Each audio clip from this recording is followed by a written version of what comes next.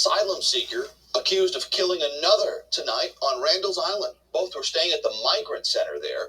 Police say the two men got into a fight and one stabbed the other in the chest. The victim was 26 years old. He died at the hospital. The suspect is now in police custody.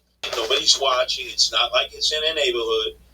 There's supposed to be a curfew at 11 o'clock. They're all supposed to be inside the tents, and yet they have the freedom to come and go as they please. They go next to the parking lot, and I mean, you got cars there, Beamers, Benzes, BMWs, from Florida with Florida plates, Rhode Island plates, Illinois plates. They're hanging out, they're playing their bachata, they're playing that reggaeton, they're blasting it. Some of them show up with speakers the size of refrigerators. But again, nobody lives in proximity, ain't nobody gonna complain. And they're out there smoking weed, they're partying, they're drinking cerveza. The guards, they're inside, the private security guards. They have NYPD officers on the outside, and they lollygag. Man, they're snacking on those females who are scantily clad. Chaos and a heavy police presence at the Migrant Shelter on Randall's Island. Just before 8 p.m. on Friday, the NYPD responded to a call. Detectives say it started as a fight and escalated to a stabbing. A 25-year-old male victim was taken to a hospital, and two men were taken into custody. A lot of people on one side, and then on the other side, people, they were running, says this man, a migrant from Ecuador who lives at the shelter. What happened yesterday is very bad for us, he says, adding, not just a problem with us, but the help they are giving us from one moment to another. They could cut it, he says. The NYPD arrested 19-year-old Josué de Leon and 27-year-old Mosices de Leon. Both of them live at the shelter, and police have not said if they're related, as they both have the same last name.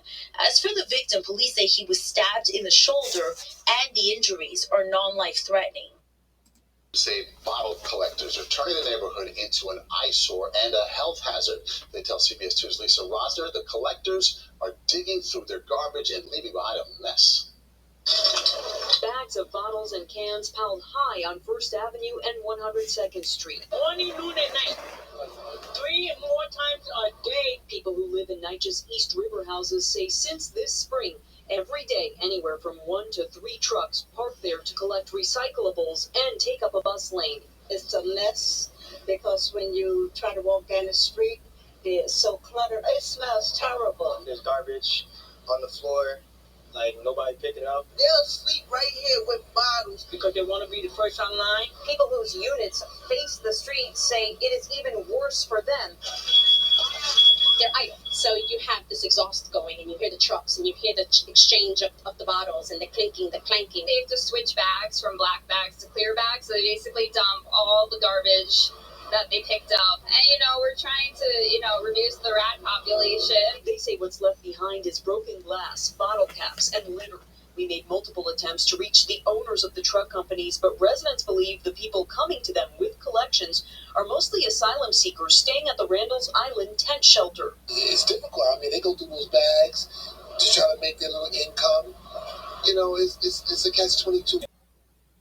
Tonight over the safety and living conditions near a migrant shelter on Randall's Island. All right, the latest incident caught by our camera involves a woman being carried away after suffering some sort of medical incident in the freezing cold. This comes after a man was stabbed yesterday. Jessica Formoso has the latest. A police presence was visible tonight on Randall's Island, a day after a man was stabbed in the neck. Cell phone video given to us by a migrant shows the chaos. This woman had just walked in when she saw the victim screaming for help. The man was stabbed. He was screaming, saying he was stabbed in the neck by one of the security guards. She did not want to be identified, but says a group of Venezuelan men got into some type of argument that escalated into a fight. Security got involved. You can see them in the video wearing the yellow vests. 18 people were arrested. Este es el albergue de la matazón. They call this place the death shelter, said Angel, who arrived in New York Friday morning. He was placed here at Randall's Island, but says from the moment he walked in, people told him to watch his back. Drop dead gorgeous. So you got the cops, again, with no supervision from the 25th precinct hanging out there, and it's like booty call. And they're partying to the break of dawn. So what happened? What happened in the wee hours of the morning, as I've been predicting and I've been saying over and over, they had a triple shooting. 1 week ago, they had 2 dead. Venezuelans had a shootout on Hall Street. I'll get to that momentarily, right by the BQE and the Brooklyn Navy Yard in Clinton Hill. This time, a triple shooting. 44-year-old Venezuelan woman shot in the head. 31-year-old Venezuelan woman shot in the back. 32-year-old man shot in the throat from Venezuela, lucky to have survived. 1 dead, 2 wounded. And a guy makes a getaway. Get this, Justin Ellick. You can tell the cops are not doing their job. On a moped with New Mexico license plates. Now, who the hell do you see riding around the city with New Mexico license plates? Now, we know they'll get plates from Vermont, Pennsylvania, real plates, fake plates to get lower insurance rates. Who the hell drives around with New Mexico license plates on a moped, and they haven't caught the guy yet? Because they're all lollygagging. And this goes on a regular basis. They got a fence around the area, and they got what they call hoppers. No, that's not the original hoppers.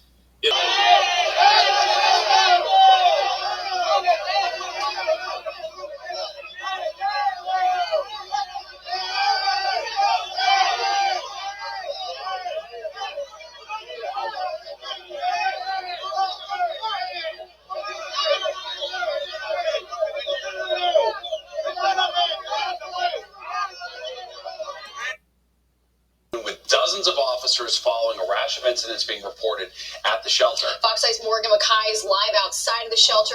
Morgan, what are police looking for?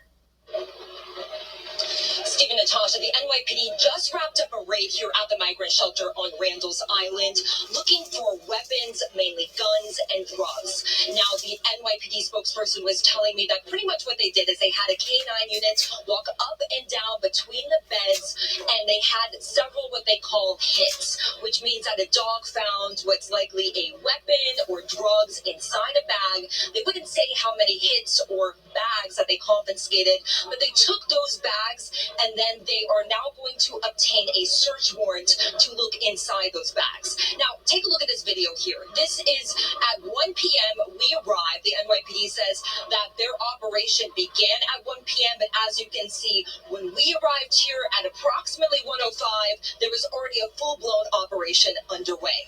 The NYPD had dozens of officers, K9 units, and even deployed their drones. But this raid comes after several instances of violence at the shelter.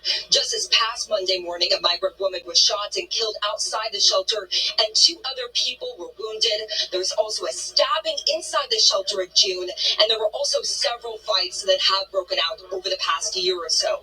The city did recently install metal detectors. Now, here today, migrants tell me that police entered the shelter and told everyone to leave. Then they waited outside, and some of them are saying they weren't given any. Jake leg, no, not those hoppers. They're not hopped up. What they are is they climb over the fence and they bring weapons with them. They throw them over and nobody does anything. Nobody does anything. The inmates run the asylum.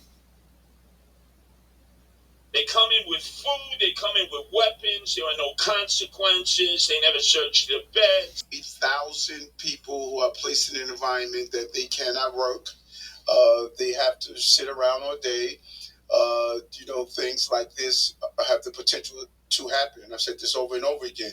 But the police officers went in, they carried out their job, they used the minimum amount of force to take the person into custody. And we're going to do a review because of that video. We're going to do a review of some of the actions we want to take, because I have to make sure our police department is safe and those residents who are there are also safe. And so we're still looking into this, and I'm going to have a follow-up conversation with the New York City Police Department, the security team that's there, because each site has a security team, and we did a complement of officers that are there also to assist. But this is what happens when you get this national problem on a city.